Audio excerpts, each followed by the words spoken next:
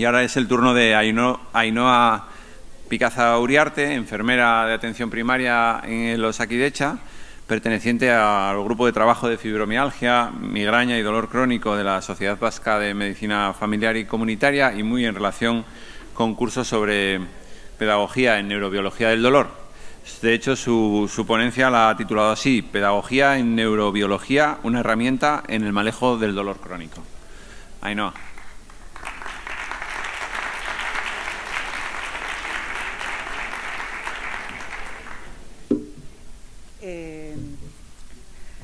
Buenos días. Bueno, el título era ese, pero al final, pues, algo más sencillo. Dale al play porque, bueno, lo que yo oí como enfermera, como una mujer que, pues eso, como profesional ha experimentado todo ese fracaso y toda esa experiencia al final de frustración en el mundo del dolor, pues que os quiero animar a que os lancéis en este cambio y que, bueno, que intentéis, pues bueno, lo primero, lo que estáis haciendo, seguir con este proceso de aprendizaje, que es lo que hemos hecho todas, y lanzaros, hacer aunque sea pequeñas cosas, ¿no?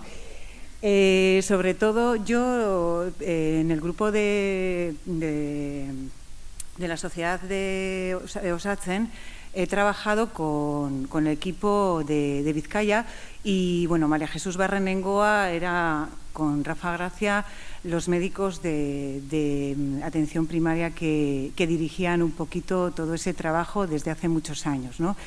Seguramente que muchas y muchos de vosotros tendréis, pues bueno, reconoceréis el nombre de María Jesús Barrenengoa y sobre todo agradecer todo lo que he aprendido también y sigo aprendiendo de ella y todos los demás, ¿no?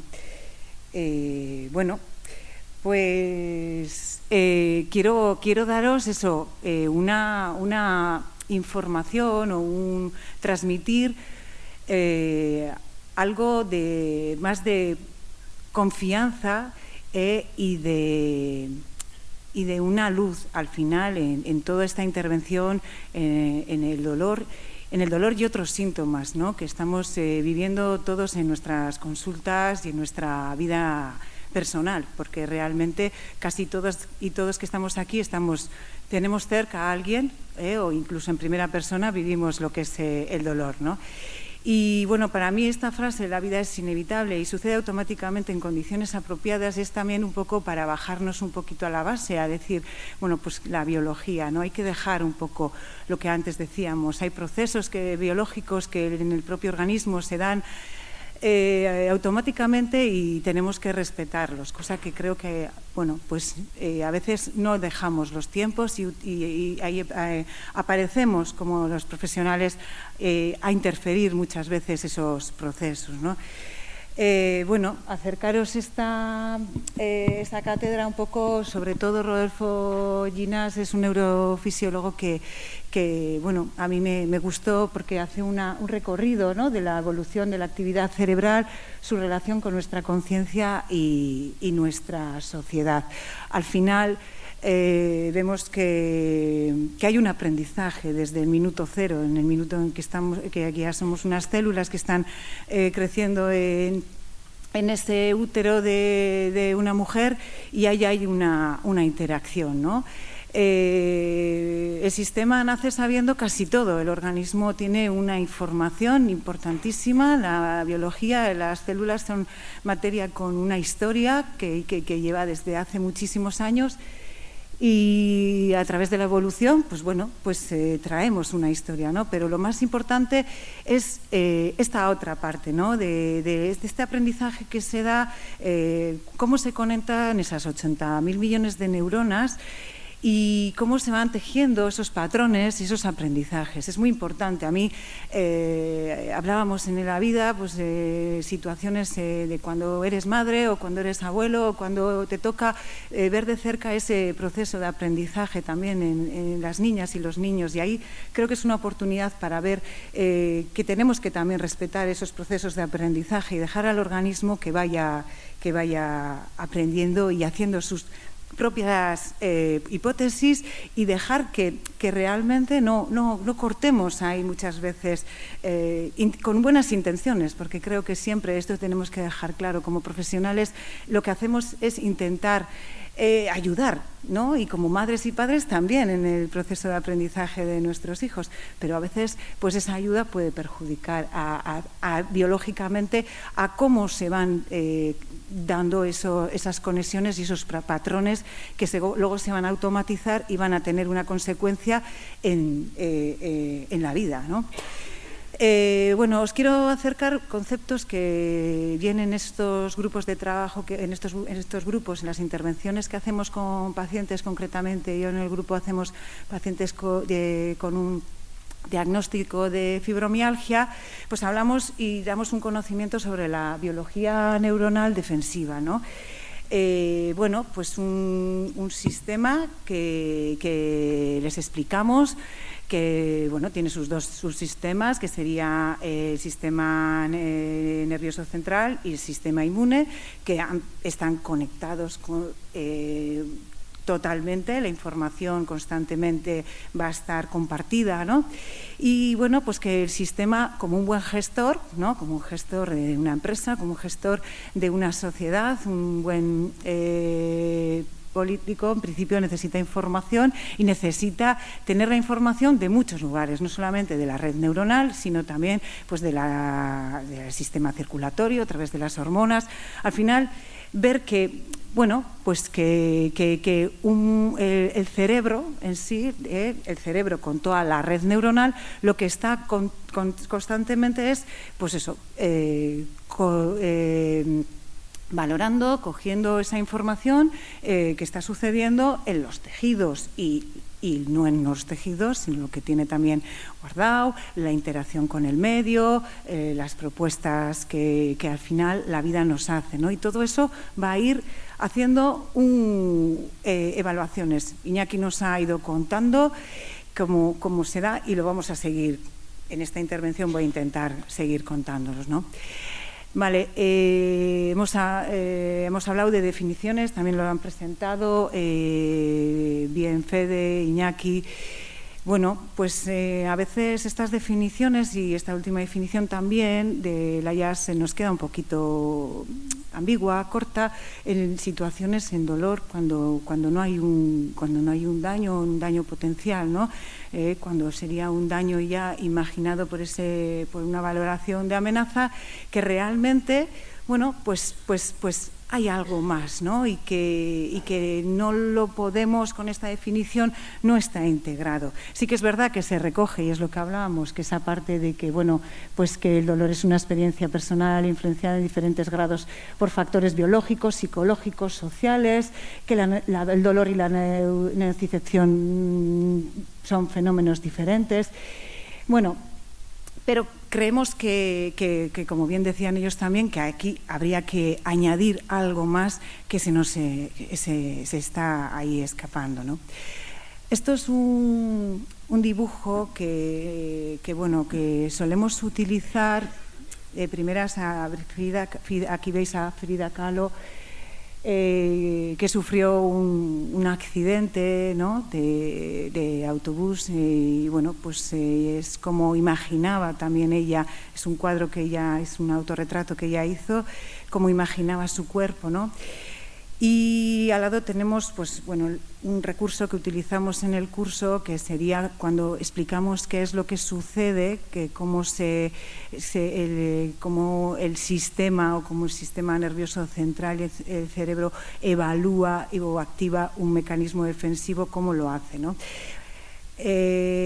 Bueno, el dolor y el síntoma, y añado el síntoma porque hemos hablado del dolor, pero nosotros lo que es fibromialgia también, lo que nos encontramos son un montón de síntomas que aparecen, ¿no?, en ese relato, en esa historia de esa persona, ¿no? Síntomas sin una coherencia, sin algo que muchas veces físicamente se pueda encontrar. Son personas que han acudido a un montón de profesionales, han ido, bueno, pues al final vagabundeando. Al final son personas que están buscando una respuesta y se encuentran que al final pues muchas veces acaban en un psicólogo o en un psiquiatra y cuando ellas no encuentran una respuesta, ¿no? A nivel personal, la vida se les tronca a nivel personal, laboral, social. Al final el dolor se lleva todo. Y bueno, pues este es un autorretrato que Frida Kahlo lo hizo, y que muchas veces ellas también, pues ellas nos cuentan en sus historias retratos parecidos, ¿no? Con esto quiero explicaros sin más, bueno, pues hacer un pequeño repasito al final lo que contamos en esos cursos, ¿no? Pues les contamos realmente, como ya he tenido la suerte de que Iñaki también ha explicado de que el dolor no es igual a daño y muchos conceptos que a ellas les vamos a ir explicando. Esto sería un poquito el repaso que hacemos, ¿no?, de lo que contamos en el curso. Primero, el cerebro, el protagonista, ¿no?, con esa función protectora, con toda su red neuronal, va a ir haciendo constantemente evaluaciones de la situación en el momento presente, en esta situación. Mi cerebro ahora mismo, el sistema está activando un mecanismo defensivo. Estoy sudando, con mi corazón está palpitando, seguramente mi frecuencia cardíaca ya no sé ni cuál será, la tensión ha subido por las nubes, pero bueno, porque hay un riesgo social de hacer el ridículo. Y no estoy acostumbrada. Bueno, pues ya se me irá pasando con el ratito, pero bueno, lo comparto con vosotras y vosotros. Bueno, pues en ese momento, la primera parte, pues hace una evaluación, es lo que decíamos, el sistema hace una evaluación de la situación y hace una hipótesis.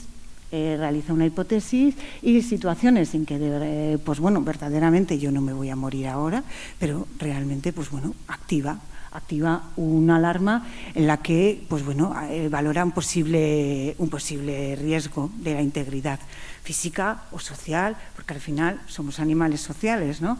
Miedo a sufrir un daño, eso es lo que nos está diciendo la alarma. El síntoma al final sería eso, una alarma que llega a la consciencia para que yo haga un cambio de conducta. Es un programa defensivo. Esos síntomas a veces pues aparecen cuando incluso el individuo pues no sabe por qué está sucediendo, si no he hecho nada, ¿no? Cuando a veces nos cuentan las pacientes, si es que hoy me he levantado ya así, ayer por lo menos o hace una semana es que fui a bailar o hice algo y justifica ese dolor, pero es que otras veces no hay nada. Entonces, bueno, pues ¿qué ocurre? Pues que muchas veces cuando se activa este síntoma hay un cambio, una evitación de conductas. Lo que hacemos con ese cambio de conducta, esa evitación a un movimiento, a una evitación de dejar de quedar con una amiga o un amigo, a salir a tomar un café simplemente, porque es que a veces ocurre así, os lo cuentan seguramente, o ir a clase, o ir a, ¿no? Lo que hace es, bueno, pues esa evitación de la acción refuerza la alarma y lo que hace es, bueno, pues amplificar, y con el propio sistema al propio individuo, al obedecer la orden, lo que hace es el sistema guardar ese patrón, guardar esa conducta como que está bien, esto va a ser beneficioso para ti, para la integridad física, y lo voy a guardar porque es necesario, es importante para seguir viviendo en este mundo. Bueno, lo he hecho así un poquito rápido, Pero bueno, esto sería un poquito lo que constantemente les explicamos que está sucediendo y que, bueno, de alguna manera este círculo lo tenemos que ir cortando, ¿no? Esas conductas. Iñaki ha hablado también de la neuromatriz del dolor. El dolor se genera en el cerebro y no allí donde percibimos el dolor. Ese dolor, pues bueno, en esa neuromatriz estarían esas memorias, los aprendizajes, la cultura, el pensamiento, la atención. Participan todas esas áreas. No solamente hace falta, no solamente, de hecho, no es suficiente ni necesario que haya una señal nociceptiva para que se active el dolor. Desde cualquier componente del sistema se puede activar el dolor. Un pensamiento podría llegar a activar el dolor, ¿no? Y ahí es cuando nos damos cuenta que una llamada de teléfono puede automáticamente activar un mecanismo defensivo. No hace falta que ocurra nada en nuestros tejidos, ¿no? Y que, bueno, pues que estímulos muy pequeños como una caricia pueden doler. Cuando les explicamos que el dolor es real, es una de las cuestiones que, por ejemplo, también, que bueno, mira, no hemos hecho tanto énfasis en eso, pero es una de las primeras cosas que hablamos y decimos en los cursos. Es una mochila que se quitan y eso, la comprensión de que no tienen que intentar convencerte como profesional de que tienen dolor, ¿no? Eso es algo muy liberador para ellas y desde el primer momento en cuando les contamos, les confirmamos que su dolor es real y que no es imaginado, que no se puede crear una misma el dolor, ¿no? Pues eso es muy liberador y acompaña en ese proceso, en esa confianza y también yo creo que es una de las premisas para que el proceso en el curso, bien en el curso, en el grupo o bien a nivel individual en la consulta, pues pueda ir bien, ¿no? Bueno, pues lo que les explicamos es que, bueno, pues que no es que su sistema funcione mal, ¿no? Que hay un error de evaluación, bien por experiencias anteriores o bien por creencias pues de otras personas de alrededor o incluso por información y creencias que nosotros mismos los profesionales les hemos dado, ¿no? Hay un error evaluativo, entendemos muy bien el error evaluativo en un sistema inmune, de cómo nuestro sistema puede evaluar una amenaza ante un polen, ¿no? Que no es algo peligroso, sino justamente es necesario para la vida, pero sin embargo en el sistema inmune podemos entender que hay una valoración errónea del sistema y activa mecanismos defensivos, síntomas reales y nadie pone en duda ese picor, esa inflamación, todos esos síntomas nadie pone en duda. Bueno, pues en el sistema nervioso central ocurriría exactamente lo mismo, ¿no? Hay un error evaluativo, a veces el sistema evalúa una amenaza cuando no debería hacerlo y activa los síntomas. Activa programas de defensa y no solo dolor, que ahí es donde entramos. Activa, digamos, un programa enfermedad, un programa que va a activar, seguramente que muchas y muchos de vosotros habéis tenido últimamente o bien COVID o una gripe, son síntomas pues que podemos tener, pues eso, cansancio, dolor articular, bueno, pues diarrea, un montón de síntomas que acompañan también, no solamente el dolor sería una de las cuestiones que vemos en las pacientes con una fibromialgia, ¿no? Y lo que contamos es eso, que al final toda la información, toda la evaluación del sistema, cuando activa un estado de amenaza, todo el organismo va a estar influenciado por esa evaluación de peligro o de amenaza. Bueno, es lo que decíamos. Y sobre todo, lo que sutilmente, como a veces aparece, ese cansancio, porque fíjate, ellas nos dicen muchas veces, es que el dolor, como que ya he aprendido me han dicho, además, eso, que tengo que aprender a vivir con él, pero sobre todo lo que más me incapacita y lo que más me está limitando en la vida es este cansancio. Es curiosísimo porque hay muchas de ellas, los testimonios que tenemos es que ese cansancio, sobre todo, se instala cuando ya han terminado de trabajar, por ejemplo, o llega el fin de semana, o situaciones en las que dices, han tirado todo el día trabajando y luego aparece esto, ¿no?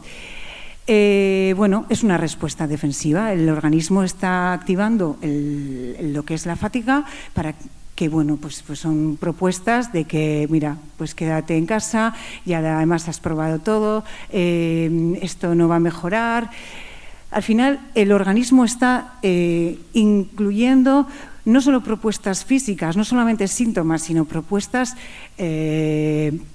psicológicas, productos psicológicos, pensamientos, emociones, sensaciones, todo va a ir a juego a esa evaluación de peligro y de amenaza.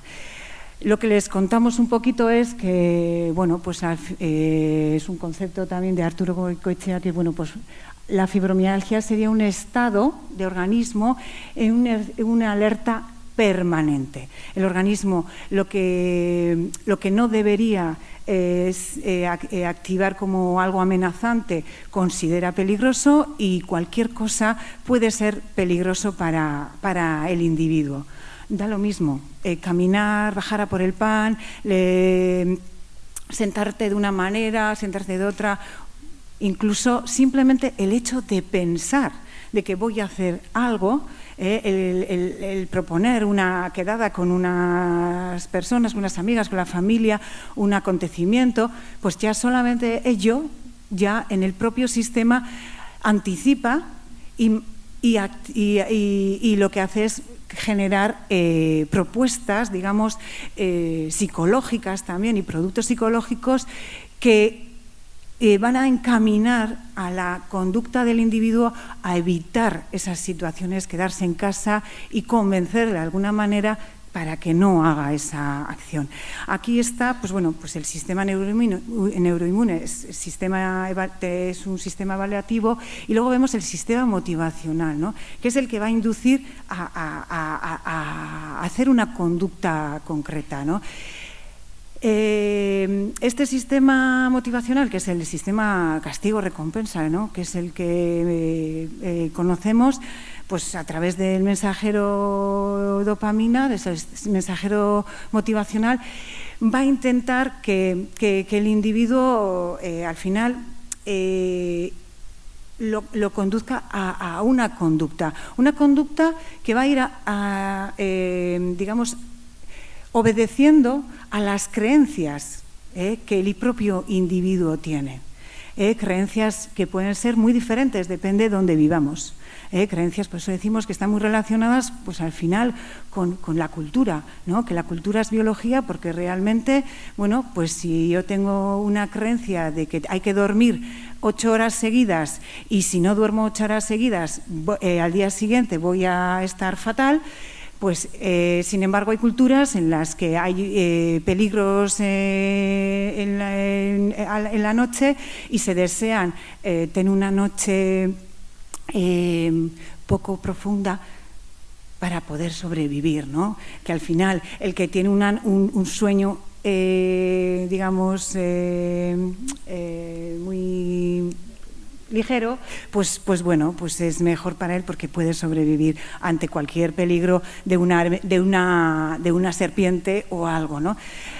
A ver, tenemos que reflexionar, a ver qué creencias y qué estamos teniendo como cultura también, y como sociedad, pues qué estamos diciendo también, ¿no? ¿Qué nos contamos? Claro, este sistema motivacional es un sistema que lleva toda la vida con nosotros y, lógicamente, pues va a priorizar, pues lo que decimos, pues va a priorizar el corto plazo, va a promover acciones que tengan un beneficio para el individuo. Claro, si yo tengo la creencia que si yo no me tomo el paracetamol no voy a poder salir de casa, o si no me tomo la pastilla para el mareo no voy a poder no voy a poder ir a trabajar. Claro, esa creencia es al final la poderosa, digamos, la que va a hacer que el obedecer la creencia es la que va a automatizar, ¿no?, la acción, y si hay un beneficio en el organismo con esa actuación, pues la va a guardar y la va a ir repitiendo, ¿no?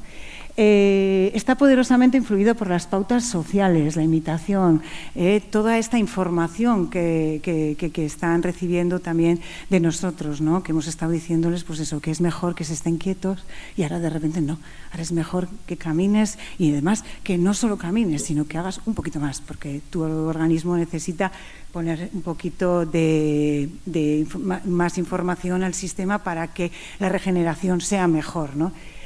Bueno, lo que al final esto es explicar que es un poquito más complicado de lo que nos cuentan, ¿no? Presento esta película porque al final la percepción, lo que nosotros les contamos también es una proyección a la conciencia, ¿no? Es una proyección de una historia de que se hace el organismo, pero que a la conciencia nos llegan esos síntomas, ese dolor persistente, fatiga crónica, esa depresión, esos otros síntomas que acompañan y bueno, pues lo que nos llega a la consulta es no sé lo que me pasa y qué puedo hacer, y ya, pues bueno, esa indefensión también aprendida, de que ya he recorrido todo, he probado todo, al principio me funciona, porque al principio funciona, pero luego ya deja de funcionar. Bueno, todo el rato estamos diciendo lo mismo. ¿Cuál es el papel de las expertas en esta película, ¿no? Tenemos que revisar estos marcos teóricos y fundamental, yo creo que es algo que se ha comentado así un poco y para mí fue muy importante el entender el organismo como no un mecanismo simple, sino como un sistema complejo y entender que no es como un reloj, que si un reloj deja de dar la hora, ¿no?, o una máquina se para, que por mucho que yo empiece a hacer pruebas, bueno, vamos, que hago yo pruebas y me viene un técnico y me dice, no, esto ha sido de esto o es de esto, lo arreglamos, ¿no? El organismo no funciona así. A veces el organismo puede dar síntomas y vemos que se hacen pruebas diagnósticas y no encontramos nada, y buscamos y no encontramos nada, ¿no?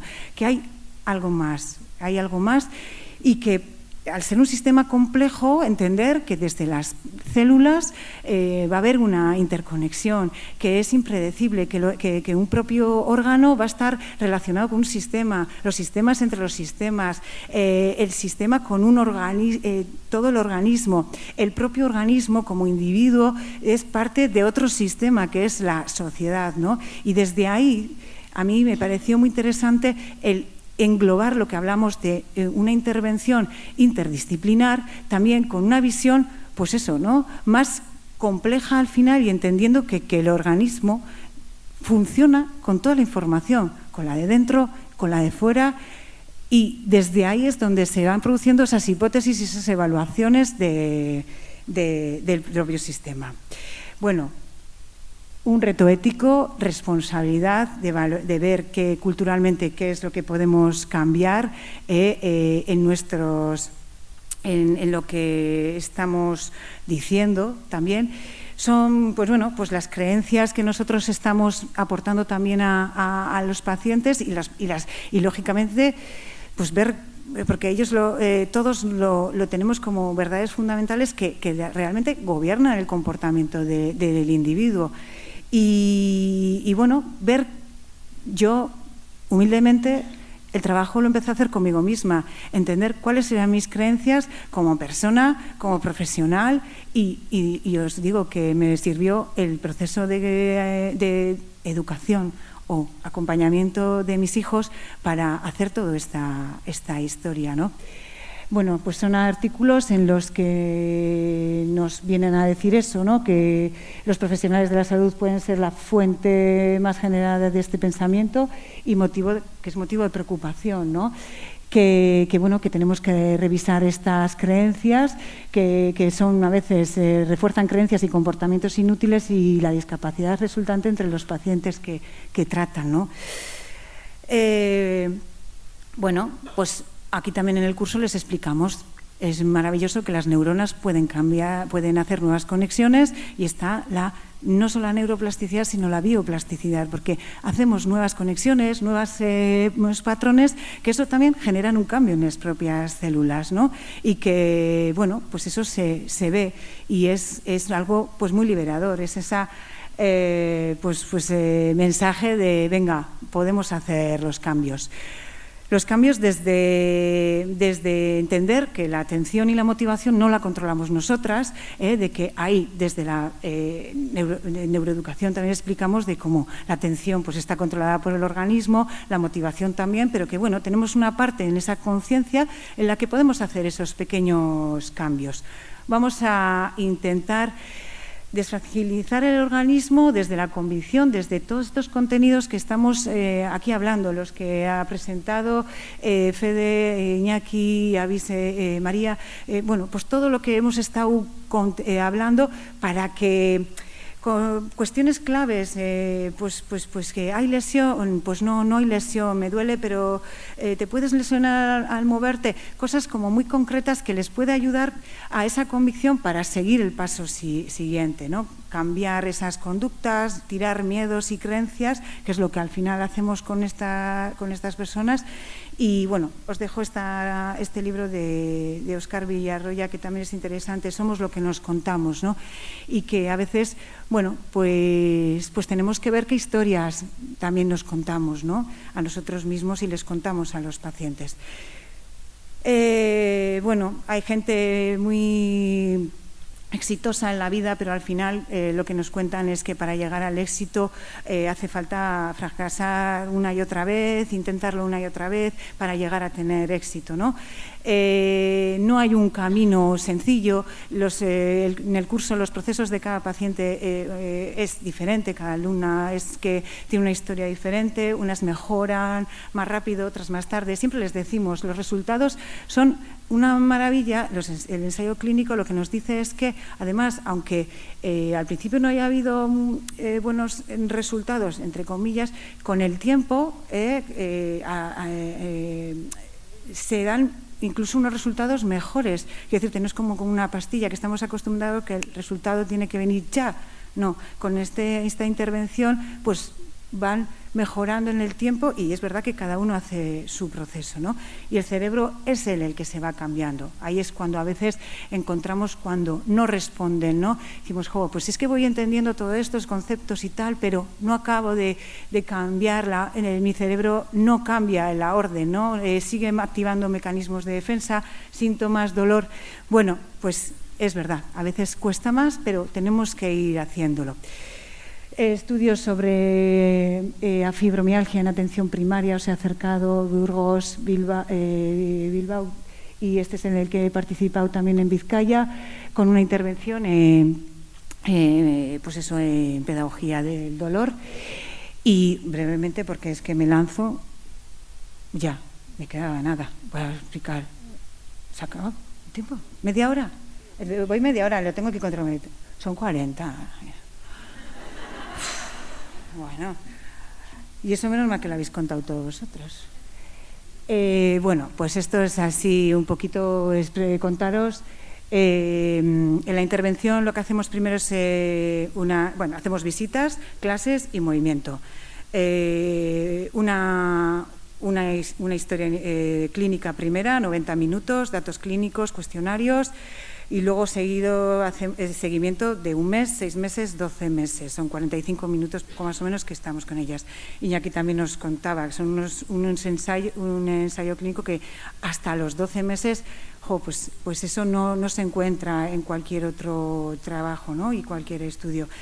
Las clases, bueno, pues lo que les damos son clases, conceptos de neurobiología, pues con apuntes y material audiovisual, y luego movimiento, pues a través de ejercicios, bueno, pues ejercicios con un movimiento consciente. Al final utilizamos ejercicios de Qigong, pero bueno, podían ser otros. Al final intentamos, lo que decía, no podemos a una persona cuando está activado todo ese mecanismo de alerta, protección, inducirles a un ejercicio fuerte, no, porque es que de hecho va a tener el efecto contrario, ¿no? Lo que justamente hacemos movimientos muy suaves, la atención, bueno, fueron 140 personas, 70 y 70 en el grupo intervención, grupo control. Hubo unas pérdidas mínimas de 2 y 2 y bueno, pues así un poco rápido. Las clases, era una clase a la semana, que es como seguimos haciéndolo. Todo esto, además, también seguimos haciéndolo en Osakidetza fuera del horario laboral, que todavía no está esto en el... Pero bueno, está en camino. Primera clase una semana, 2, 3, 4, 5, 6 y luego hacemos una clase de repaso, ¿no? Bueno, pues resultados principales, pues un poquito pues para comparar con otros estudios, que sería el FIC, el impacto que tiene la fibromialgia en el día a día, pues bueno, hay una mejora importante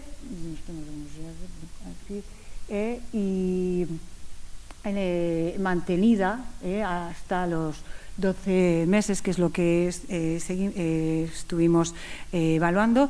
Y bueno, luego a través de estos datos que no se ven muy bien aquí, que también era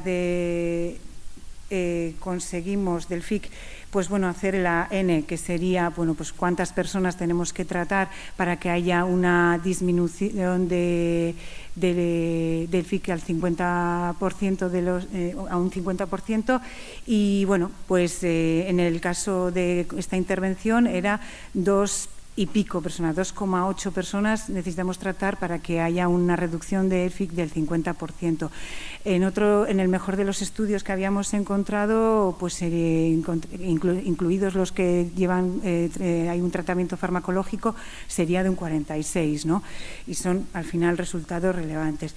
Otra de las cosas, resultado relevante, pues era la negativación de los criterios diagnósticos. Y bueno, pues esto no se contempla tanto en los estudios, porque no es algo que se sigue teniendo los criterios diagnósticos del 2007, entonces al final, pues bueno, no es algo que se estudie, pero para nosotros era relevante el que había habido una negativación desde el primer mes del 55%, ¿no? Bueno, estos serían resultados secundarios, que también se ve cómo hay una mejora y, bueno, pues en la limitación del dolor, en la catastrofización también.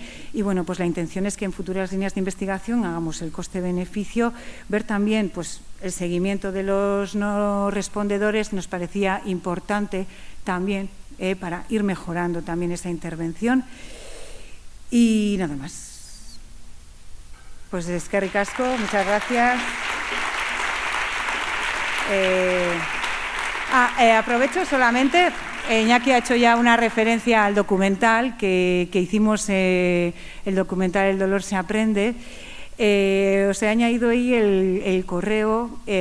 Bueno, pues hicimos unas cuantas presentaciones, pero el día 30 de este mes se presentará en plataformas. Lo podréis ver en Vimeo, en Filolei y en algunas más que Filmin se nos ha caído, porque es que como debe ser tan, pues eso, científico y eso, pues que no debe cumplir todavía. Pero bueno, puede que nos vuelvan a decir que sí os aceptamos en Filmin, ¿vale? Y a ver si, bueno, pues nada, vamos contagiándonos todas, ¿vale?